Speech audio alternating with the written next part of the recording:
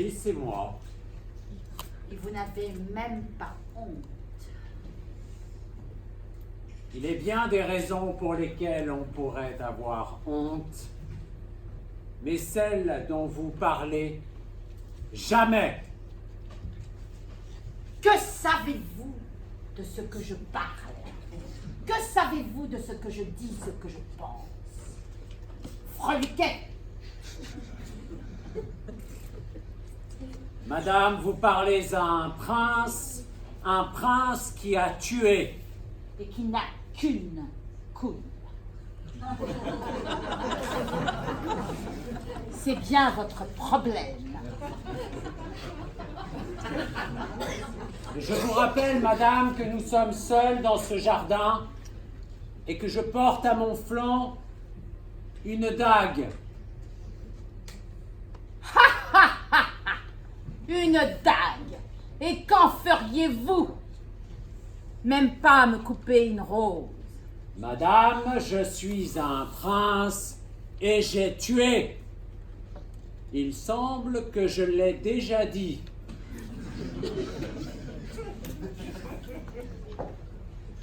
Vous vous répétez effectivement.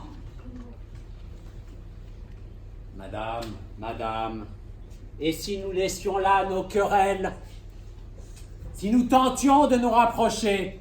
Vous avez vos intérêts, j'ai les miens. Je porte la couronne bientôt car mon père malade va mourir. Et vous, madame? Ma mère par procuration?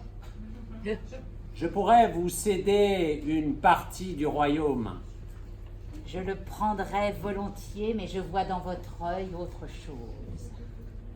Car voyez-vous, j'aime cette petite lueur, ce désir impalpable, ce qui fait qu'entre nous, moi votre presque mère et vous mon presque fils, il pourrait y avoir quelque chose de l'ordre de... Voyez-vous? Mon prince, mon doux prince, Oh, toujours si beau, toujours si grand. mon Vous Dieu! voilà dans ce jardin, avec votre dague prêt à couper une rose pour celle qui est votre presque mère, et moi qui suis votre presque femme. Que puis-je encore espérer de vos regards, de vos yeux si tendres, de votre bouche qui parfois me suçait les tétons? Vous suciez ces tétons! Vous suciez les tétons d'une sotte sans royaume, d'une sotte sans territoire, d'une sotte sans envergure ni Oui, âme. madame, oui, là, je dois dire qu'effectivement, j'ai honte. Là, la honte m'étreint. Monsieur mon fils. Ma fin approche. N'en faites pas autant, s'il vous plaît, père. Restez à distance, car le mal qui vous ronge, peut-être, est-il contagieux. Mais, sans votre odeur, cette odeur si douce qui ressemble à de la sueur de rhinocéros. C'est vrai, votre peau aussi ressemble à cet animal et votre nez. Je vous y reconnais, ces bêtes que nous avons vues. Madame, il suffit, j'ai tué, et je pourrais peut-être recommencer. César, tuez-la! Tuez-la, pour moi.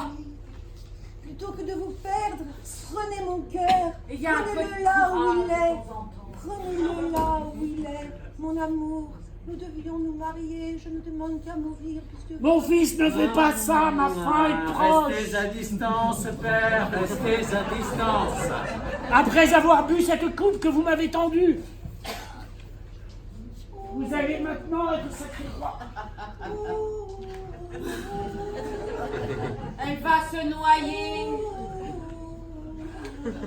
Madame, comprenez-vous le tourment que je vis au quotidien? Un père qui me suit sans cesse et dont l'odeur nauséabonde étreint mon corps tout entier. Quant à cette femme diaphane, on ne sait pas si elle est morte d'ailleurs. C'est peut-être son fantôme qui erre. Mon dernier souffle dans vos bras, mon fils. Ah. Voulez-vous que je le soutienne?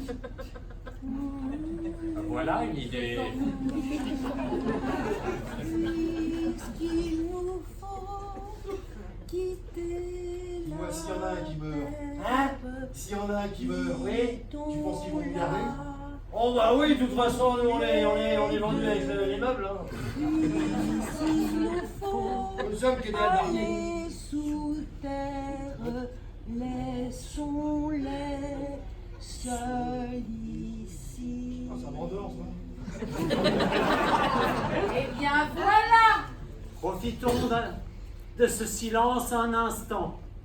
Je mise sur le père. Ah. Messieurs, nous vous entendons. Ainsi, madame, Épouseriez-vous? je vous épouserai. Vous auriez ce courage. J'aurai le courage de vous épouser. 3 guinées sur la femme. Alors marions-nous.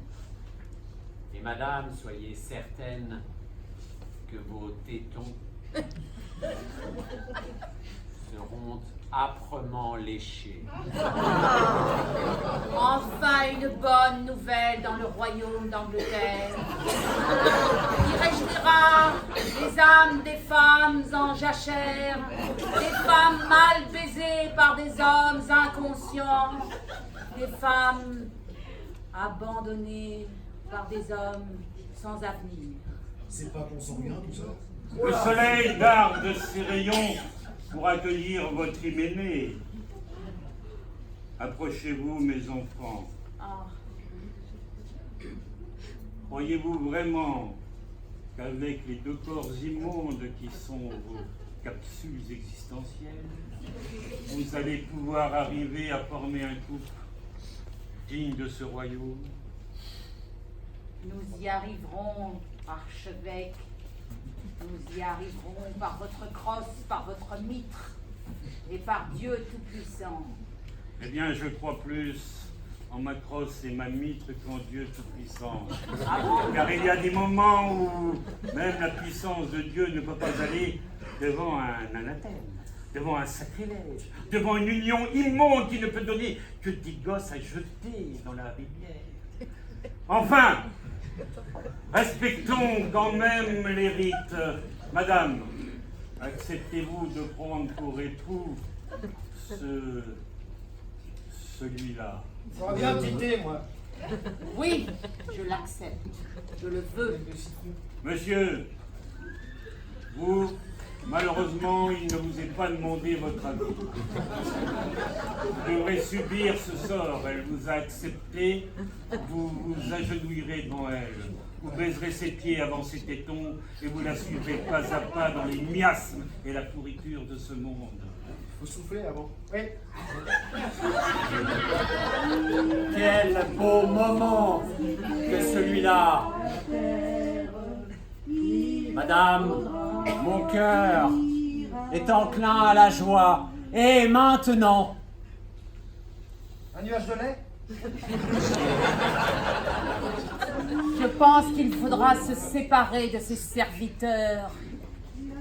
Ils sont la voix qui n'existe pas en vous. Ils sont la raison. Ils sont la lucidité. Comme ça, c'est moins toxique. Ah oui. Ils sont même ceux qui amènent juste à temps les mots qu'il faut pour aboutir à cette histoire. mais madame, mais madame, mais que se passe-t-il, madame? Tout devient diffus, vous êtes translucide, ces silhouettes sorties de l'ombre, Ça ces y est. silhouettes sorties du trépas qui m'entourent depuis des jours et des jours. Oui, madame, je sais que celui que j'ai tué, celui-là même, ce fut moi. Oui, j'ai percé mon cœur avec cette dague Et qui croit-il que je suis? tiens en mon sein. Ah, madame, je suis mort. De confusion sifflée aux 2 équipes, une faute de retard de jeu sifflée aux deux équipes et une faute personnelle de cabotinage pour le joueur Lecoq. Alors, attendez, monsieur l'arbitre, parce qu'après, on ne pourra plus prendre la parole une fois qu'il aura raconté avec émotion. Allez-y, vous parlez déjà tellement trop. Oui, mais justement, monsieur l'arbitre. Monsieur, Comment, monsieur l'arbitre? il manque des consonnes, mais c'est pas grave, allez-y. Il manque des consonnes. Ouais, mais allez-y. Oh, mais. Oh non, pas Allez-y, celle-là. ne perdons pas de temps. Allez-y. En disant, oui, ne perdons pas de temps. Vous écoutez. Comment pouvez-vous, dans une histoire aussi claire, siffler la faute de confusion? Il n'y a que vous qui n'avez pas compris ou... Oui, moi j'ai compris, je suis d'accord Ah. avec lui. Moi, j'ai compris qu'il est sifflé, c'est normal. Ah oui, c'est normal, bien sûr. Je vous explique, si je vous avais expliqué tout de suite, ça vous aurait évité de Oui, dire bien ce que vous venez de sûr, dire, parce que bien vous sûr, êtes oui. trompé, en fait. Je vais commencer par la confusion. Oui. Effectivement, vous pensez que je n'ai pas compris. Ce n'est pas que je n'ai pas compris cette histoire. J'ai compris l'histoire. Simplement, voyez-vous, chez Shakespeare, il y a des scènes comiques, il y a des scènes dramatiques, il y a rarement le mélange entre les deux. Et or, nous étions dans la même scène et il y avait ce mélange de dramatique et d'humour, et du coup on ne savait plus dans quel registre on était. Il a effectivement écrit des comédies, il a écrit des drames, mais du coup, dans la même scène, on était un peu perdus. Donc j'aurais pu siffler une hors catégorie, j'ai choisi de le mettre en confusion. Vous avez bien fait. Merci. Je vous remercie, je suis très content d'être adoubé Non, par parce que vous. vous n'avez pas lu la numéro 1. Ouais, merci. Si, c'est une comédie, mais justement, Non, c'est pas qu'une comédie. je vous expliquerai après. C'est la plus mauvaise pièce. Voilà. S'il vous plaît, on avance. En ce qui concerne le retard de jeu, mais vous nous avez appris, vous nous avez fait découvrir la lenteur rapide ou la rapidité lente. C'est-à-dire qu'on vit, on meurt très vite, mais on s'emmerde quand même. Et enfin, en ce qui concerne la faute de cabotinage, écoutez, toxique, bon voilà, je peux l'entendre, je suis sûr. Pour le vote, donc les deux équipes